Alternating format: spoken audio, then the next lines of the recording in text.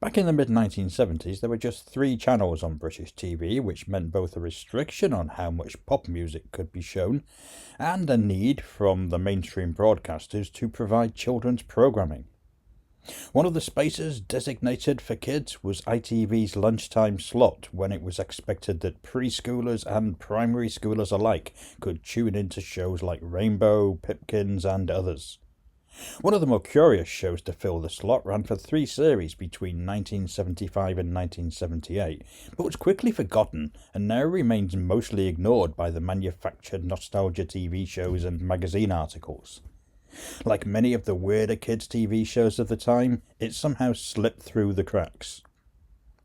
This is The Overlooked Hotel, and this is the story of pop music primer series Animal Kwackers.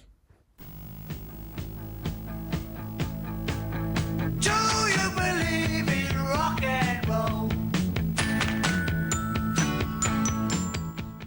On the face of it, Animal Kwackers had everything that a cult show needed. The concept, unchanging from episode to episode, was very simple. A crudely animated title sequence set up the story. The Animal Kwackers ride in their spaceship to Popland, introducing themselves as they descend to the ground. That's it as far as an overarching narrative goes. We then get the live-action show, which opens with a song, features a narrated story that involves another song, and then ends with a final song before the animation is repeated in reverse to end the show. At just 15 minutes or so an episode, it was very, very strange, but it certainly didn't overstay its welcome. The 4-piece titular band consists of Rory, a blue lion who plays guitar and is seemingly the band leader. Twang is the bass and keyboard playing monkey. Boots is a tiger with an eye patch who also plays guitar. And Bongo is a dog who plays drums and is, let's not beat around the bush here, a blatant copy of Fleagle and Bingo from the Banana Splits. In fact, the Banana Splits is clearly an influence here, though the anarchic humour of that show has been replaced with gentle, preteen-friendly tales in which the Kwackers come to the rescue of some character who needs their help, usually provided in the form of a song, as Rory tells the central tale in a Jack and Ori style, egged on by the call of "Rory, Rory, tell us a story, Rory, Rory, tell it like it is." You're probably getting the impression that Animal Kwackers was a pretty derivative show, and you'd be right. But it was great fun nevertheless, good-hearted and unchallenging, with a bunch of fun songs guaranteed. It was effectively harmless fun for little kids, and older kids tuned in to enjoy the cover versions of pop hits. This was, after all, the era when the Top of the Pops LPs and their rivals, made up entirely of sound-alike versions of current hits, were big sellers, and not quite right versions of familiar songs were a lot more acceptable than they would be today, especially with limited options to enjoy popular music. The songs. Let's start with the title number, a groovy little glam rock cruncher that opens with the words, "Do you believe in rock and roll?" and probably could have been a hit a couple of years earlier. And if the idea of Animal Kwackers on Top of the Pops seems ludicrous, you've obviously forgotten the many, many hit singles that the Wombles had in the same era. Then there are covers of various recent-ish pop hits.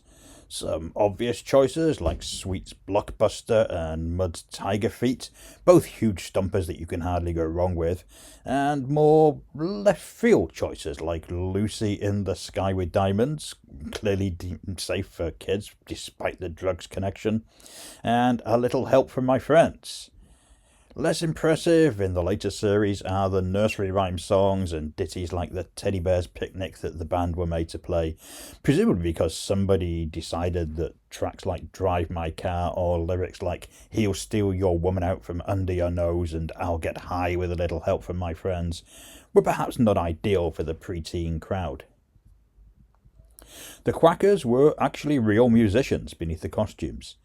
Sadly not famous rock stars slumming it for an extra payday though, as was the case with the Wombles, who famously included guitarist Chris Spedding, drummer Clem Catani, and even members of Steel Eye Span on one Top of the Pops appearance. I shall inevitably come back to the Wombles and their era of rock and roll dominance in a future documentary.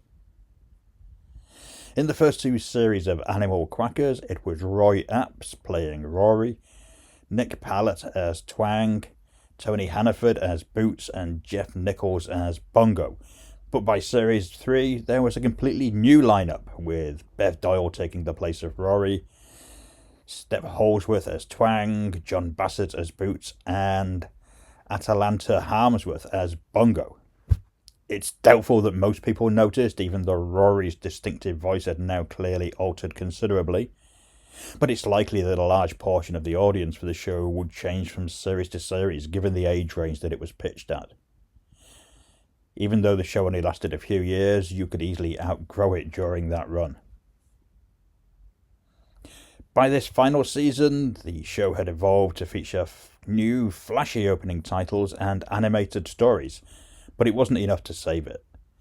Quite how the ratings for lunchtime kids' shows were calculated is something of a mystery, but Animal Kwackers didn't make it past the third season. The shelf life for most children's TV shows in the 1970s was surprisingly short.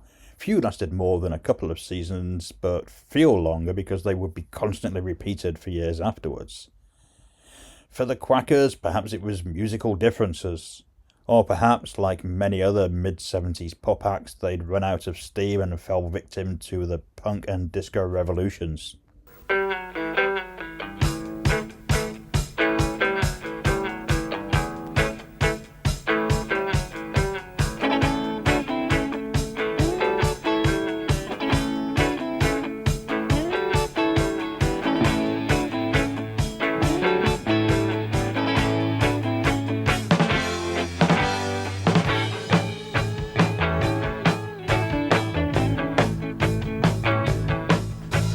Blue's a friendly color. The clouds fall in that color. If you see the sky's blue, the rain won't fall on you, yeah. Red may be your favorite. Lots of flowers wear it. It's the color that your skin turns. If by the seaside you get sunburned. Blue, blue, blue, blue, look at the blue. Blue, blue, blue, blue, blue over you. Red, red, red, red, look at the red. Red, red, red, red, that's what I said. Still, at its peak, Animal Kwackers was a popular show and spawned 4 LPs, 2 of which were double albums, how very prog rock, and featured a mix of lightweight pop songs, nursery rhymes, and original material. There was also a storybook aimed at the preschoolers, but in common with most children's shows of the era, few other official tie-ins emerged. These days, you would expect toys, games, and more to have been issued. The show also failed to capitalise on the precedent set by the Wombles by going for more mainstream success. While a couple of singles were issued, like the LPs, they were marketed as children's records rather than novelty pop music. This may be why the show has slipped into relative obscurity, without either the mainstream crossover or the merch to give it a life beyond TV, and with a target audience that had short attention spans and even shorter memories. The show was quickly forgotten. And of course, many people's vague recollections of Animal Kwackers understandably blur with the banana splits, and the assumption for those remembering it from childhood is that it's probably the same show. Still, as weird and eccentric kids' TV shows go, Animal Kwackers feels up there with the oddest. For fans of unusual cover versions and masked rock bands, the show, at least during its first 2 seasons, is a treasure trove waiting to be rediscovered. The sole DVD edition is now long out of print from the much-missed network video, but luckily you can find most of the episodes online. So tell me, do you remember Animal Kwackers? Did you own any of the records? Let us know in the comments.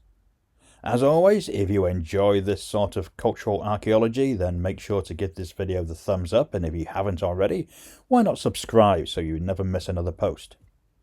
You can now also show more substantial support for the Overlooked Hotel by giving us a super thanks. Just click here and pick a level. And you can also now buy Overlooked Hotel merch.